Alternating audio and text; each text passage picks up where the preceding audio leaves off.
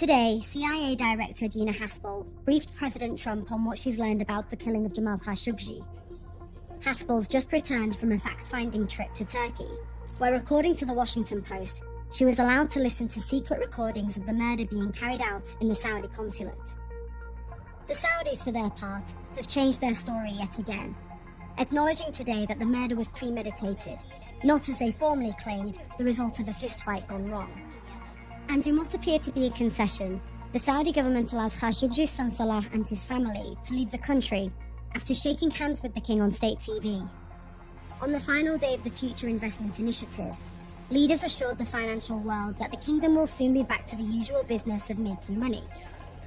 Vice News hasn't been allowed to film openly here, but we were able to speak to financial analyst Mohammed Al-Swayed, who attended the conference.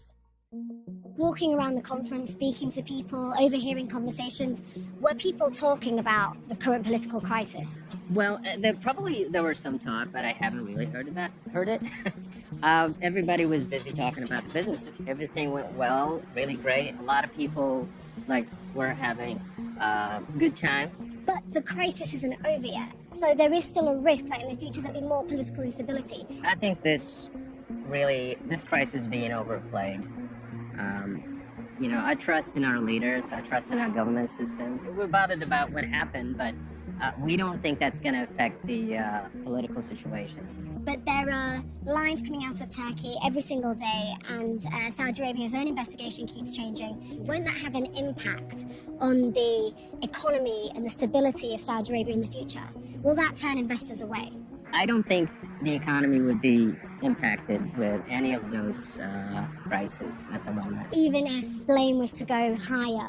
I can tell you from, that the reality today is that most of the execution entities within the government today, the decision-making process is happening is actually bottom-up. It's not top-down. What about businesses, external businesses coming in? Do you think they'll think twice about investing if there's more risk? Well, they have been thinking twice about investing since the 1980s. I mean, it's a political risk in the region. It's been there all along. It's not new because it's the Middle East. Saudi has been trying to stabilize the region since ever, I think.